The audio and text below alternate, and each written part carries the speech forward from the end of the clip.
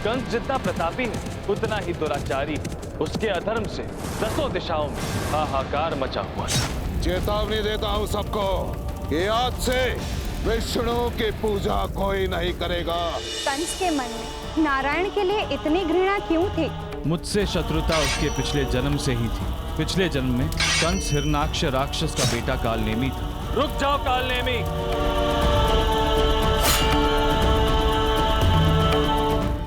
मनुष्य के वर्तमान जन्म उसके पिछले जन्मों के पाप और पुण्य का फल मिलता है, परंतु उसकी घृणा और उसकी भक्ति भी उसके साथ साथ इसी जन्म में चली आती। और यही कालनेमी के साथ भी हुआ। मृत्यु के समय कालनेमी ने सौगंध खाई कि वो अपने वध का प्रतिशोध लेगा, फिर से नारायण के नाश के लिए जन्म लेगा। और फिर उसने कंस के रूप में जन्म लिया। नारायण के नाम से तक उसे घृणा थी और इसी के लिए वो भय का सहारा ले रहा था। जैसे जैसे वो शक्तिशाली होता जा रहा था, वैसे वैसे उसके अत्याचार भी बढ़ते जा रहे थे। सारे दानव उसके अधीन थे और उसके अत्याचारों की गूंज इंद्र के राजसभा तक पहुंच गई। नारायण नारायण, हम सत्य कह रहे हैं इंद्रदेव, सत्य कह रहे हैं। पृथ्वी लोक पर पापों का भार दिन ब दिन बढ़ता जा रहा है। कंस के अत्याचार ने मनुष्य के मन में भय उत्पन्न कर लिया है, भय। और अब उसका अगला लक्ष्य स्वर्ग लोक है, स्वर्ग लोक। कुछ कीजिए इंद्रदेव, शीघ्र ही कुछ कीजिए। आप व्यर्थ ही चिंता कर रहे हैं मुनिवर नारद। कंस एक साधारण मनुष्य ही तो है, और एक साधारण मनुष्य से देवों को कैसा भय?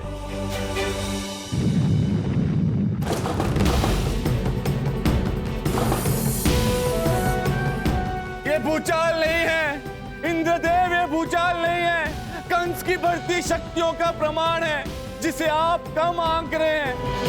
कंस कोई साधारण मनुष्य नहीं है, कालनेमी का पुनर्जन्म है, कालनेमी का, जिसका लक्ष्य, जिसका उद्देश्य समस्त देवताओं से पूर्व जन्म के वध का प्रतिशोध लेना है। इंद्रदेव, हम आपसे विनती करते हैं, कुछ कीजिए, शीघ्र ही कुछ कीजिए। नारायण नारायण।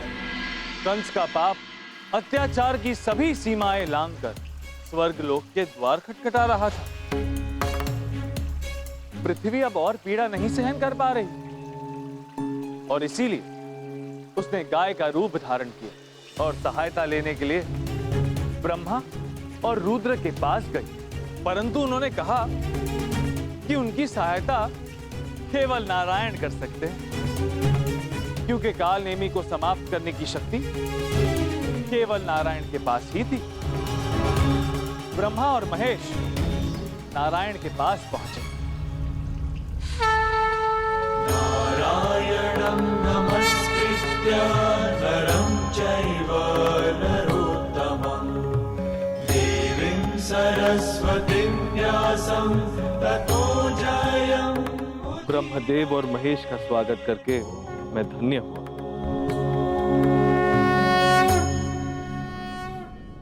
अचानक इतनी दूर आने का कष्ट क्यों किया प्रभु? आपसे क्या छिपा है महाविष्णु? पृथ्वी कंस के अत्याचारों से कांपी हुई है। आप उसका त्राण कब करेंगे प्रभु? समय से पहले और कर्मों के फल से अधिक कभी किसी को कुछ नहीं मिलता ब्रह्मदेव। पृथ्वी का त्राण अवश्य होगा, परंतु अभी समय नहीं आया। पाप का घड़ा फूटने से पहले उसका भर जाना आवश्यक है, और जिस दिन वो घट भरेगा आपकी चिंता का अंत हो जाएगा। ये तो बड़ी विचित्र बात है। आपने उसी क्षण क्यों अवतार नहीं लिया? कंस और उसके पाप का अंत क्यों नहीं किया? कंस निर्दोषों पर अत्याचार करता रहा और आप कह रहे थे कि अभी समय नहीं आया। रुक्मणी, तुम तो रुष्ट हो गई। रुष्ट नहीं हुई हूँ, बस ऐसे मन विचलित हो रहा है।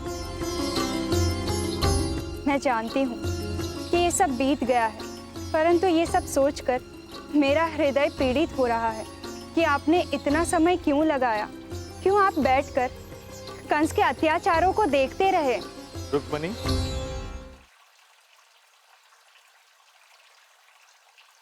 कदाचित तुमने सुना नहीं, समय से पहले और कर्मों का चक्र पूर्ण होने से पहले कभी किसी को कुछ नहीं मिलता। आकाश की ओर देखो रुक्मणी, सब कुछ समय के अधीन है, मैं भी। आज पूर्णिमा है और चंद्रमा पूरी कांति से दीप्त है, परंतु पूर्णिमा आने से पहले और बाद में भी अमावस्या का आना निश्चिंत हो, और यही प्रकृति का नियम है। जब तक अमावस्या का अंधकार ना होगा, पूर्णिमा के चंद्र की महत्ता सिद्ध नहीं होगी। पाप अपने अंत की ओर स्वयं बढ़ता है। उसका स्वयं का किया हुआ पाप उसे विनाश की ओर ले जाता है, और कंस भी धीरे धीरे अपनी विनाश की ओर बढ़ रहा है। और फिर ऋषि मुनि का श्राप भी तो पूर्ण होना था। कंस के नाश का बीज उसी कोख से आना था जिससे वो सबसे अधिक प्रेम करता है। अर्थात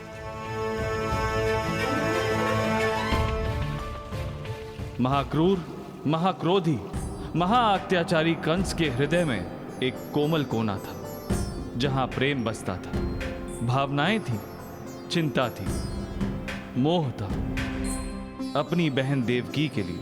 राजकुमारी देवकी आपके स्वयंवर के लिए राजसभा राजकुमारों से भर चुकी है, तो उन्हें प्रतीक्षा करने दो। महाबली कंस की बहन से विवाह करने के लिए उन्हें प्रतीक्षा का मूल्य तो चुकाना ही होगा। अवश्य।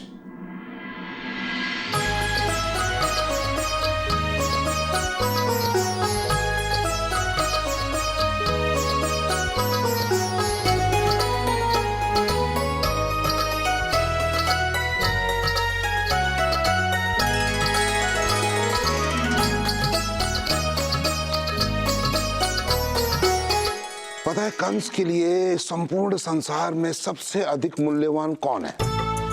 वो है मेरी बहन देवकी। चेष्टा आप आ गए, कब से प्रतीक्षा कर रही थी आपकी। सारा संसार जिसकी प्रतीक्षा कर रहा है वो मेरी प्रतीक्षा कर रही है। अब वैसे आपकी नहीं, आप जो भेंट लाने वाले थे मेरे लिए उसकी प्रतीक्षा कर रहे थे। भूल तो नहीं गए?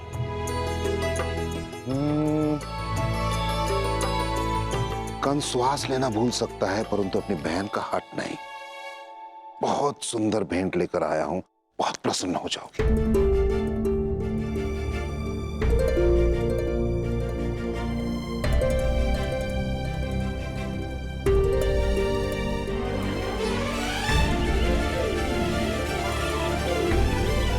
कैसा लगा?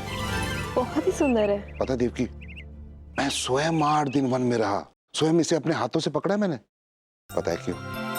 क्योंकि मैं अपनी बहन देवकी से बहुत प्रेम करता हूं। लो।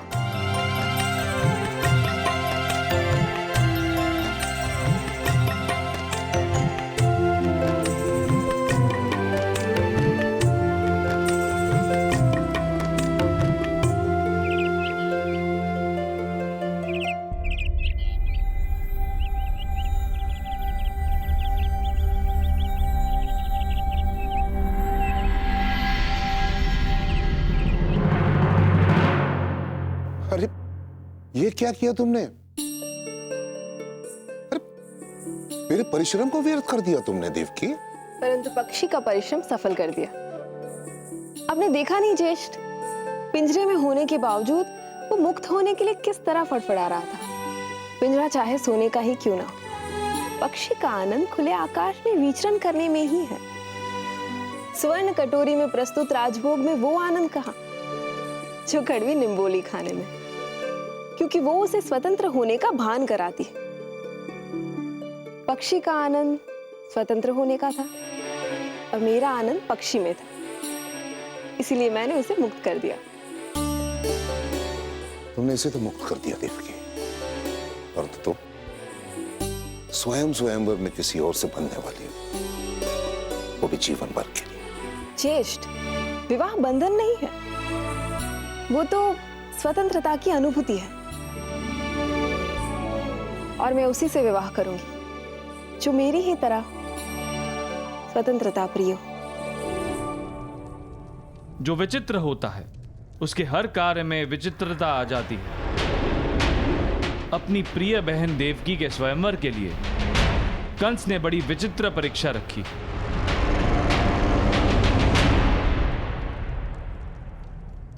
मथुरा की राजसभा यहाँ उपस्थित सभी राजाओं राजकुमारों का स्वागत करती है, अभिनंदन करती है, आदर करती है मन से। अभी यहाँ उपस्थित हर एक व्यक्ति यही सोच रहा होगा कि मेरी बहन देवकी किसे अपना वर चुनेगी। मेरे मन में भी यही प्रश्न है, कौन होगा वो, कैसा होगा वो? होगा तो इसी सभा में से कोई एक होगा। बहुत बड़ा प्रश्न चिन्ह है मेरे समक्ष, क्योंकि आज तक मेरे बहन की हर एक चीज उसके जीवन की मैंने स्वयं चुनी है। स्वयं कंस ने। इसी कारण उसका वर चुनने का अधिकार केवल मेरा है। इस स्वयंवर में मैंने एक शर्त, केवल एक शर्त, इस सभा में से वही देवकी का वर बन सकता है जो अपना संपूर्ण जीवन मुझे अधीन करे, कंस को। स्वीकार है? विचित्र शर्त थी, सभी असमंजस में थे। न कोई अपनी स्वतंत्रता खोना चाहता था, न कोई महाबली कंस के निकट संबंधी होने का अवसर खोना चाहता था। बोलो स्वीकार है? महाराज, आपके बल के अधीन कौन नहीं? कौन है जो आपकी शक्ति से, आपके अधिकार से परे है? आपके समीप रहना, आपके अधीन रहना हमारे लिए गर्व का विषय होगा। सबकी तरफ से मत देने का अधिकार आपको नहीं है कुशल राज।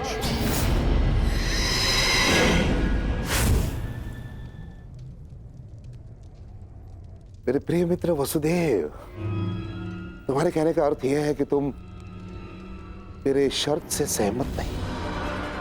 क्या तुम्हारे कहने का अर्थ यह है कि तुम मेरे विचारों का विरोध कर रहे हो वसुदेव?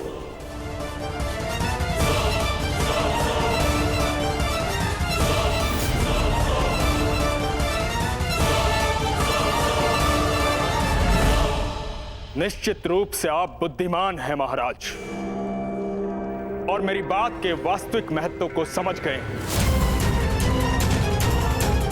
मैं आपकी शर्त से सहमत नहीं हूं। विवाह एक ऐसा संबंध है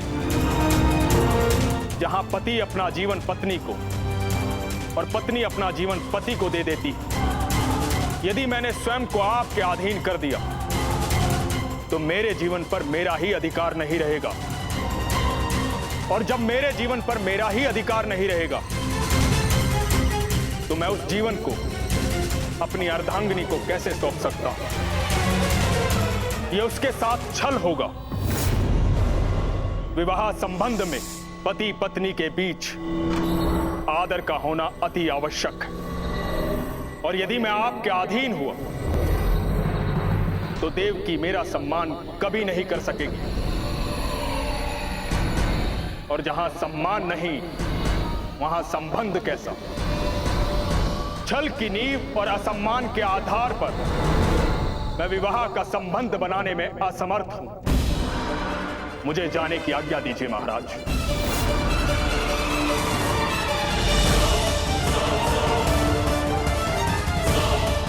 ठहरो।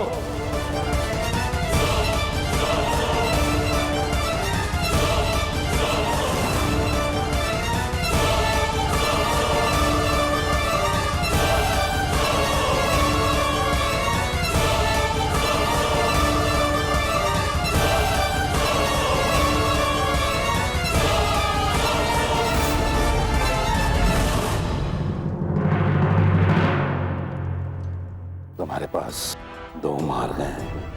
पहला, मेरी बहन से विवाह कर लो वसुदेव, या फिर कंस की तलवार का सामना करो।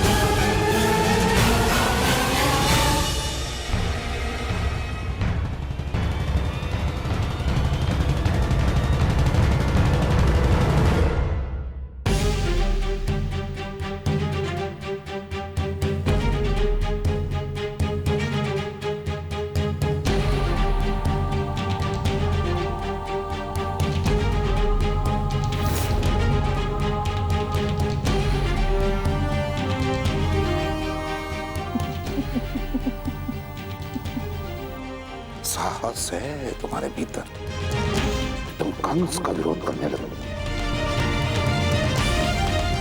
जिसकी शक्ति के समक्ष स्वयं देवता भी कांपते हैं। उसको पीठ दिखाने का साहस तुमने किया कैसे? अरे जिसकी राजसभा में दास बनने के लिए स्वयं देवता व्याकुल रहते हैं, उस सभा को छोड़कर जाने का साहस तुमने किया कैसे? अभी तुम ही सोचो कि कंस का अपमान करने के बाद क्या कंस तुम्हें सभा से जाने देगा? ना, कंस तुम्हें इस सभा से कभी नहीं जाने देगा।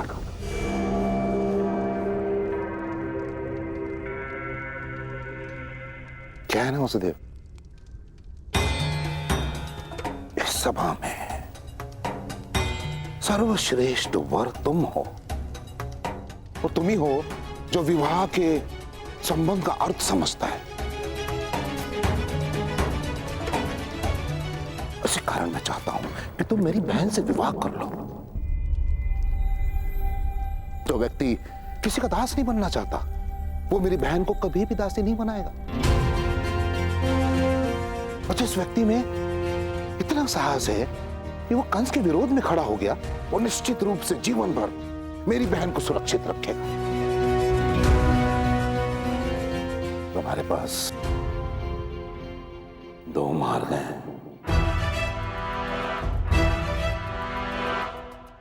पहला, मेरी बहन से विवाह कर लो वसुदेव। दूसरा, या फिर कंस की तलवार का सामना करो।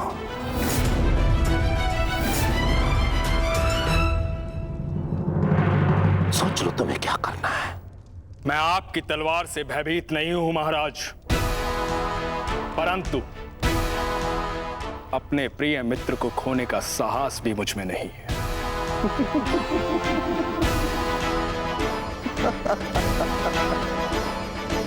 मेरे प्रिय मित्र वसुदेव,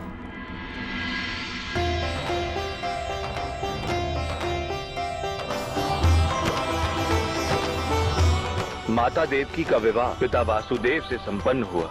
कंस बहुत प्रसन्न था, परंतु उसे ये ज्ञात नहीं था कि वो अपने काल को लाने का उपक्रम कर बैठा है। विदाई के समय कंस स्वयं अपनी बहन को ससुराल पहुंचाने के लिए रथ का सारथी बना।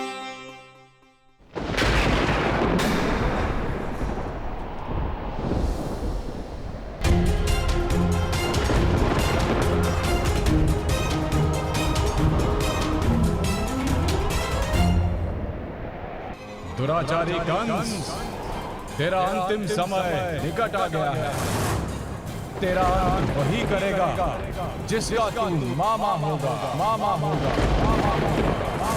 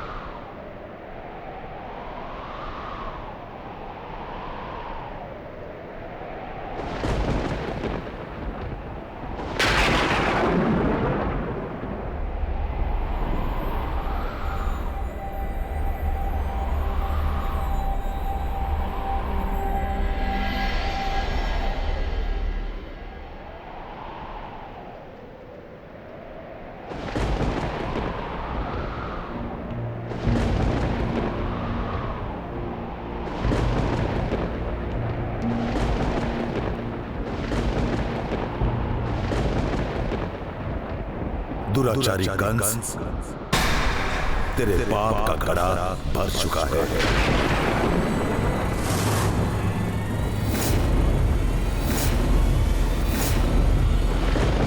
तेरा अंतिम समय निकट आ गया है।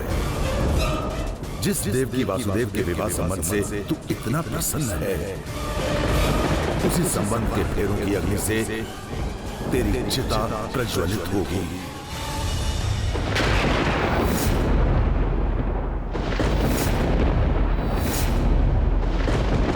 जिस बहन देवकी से इतना प्रेम है तुझे कि उसका सारथी बन बैठा है, उसी की 8वीं संतान तुझे यमलोक तक लेकर जाएगी।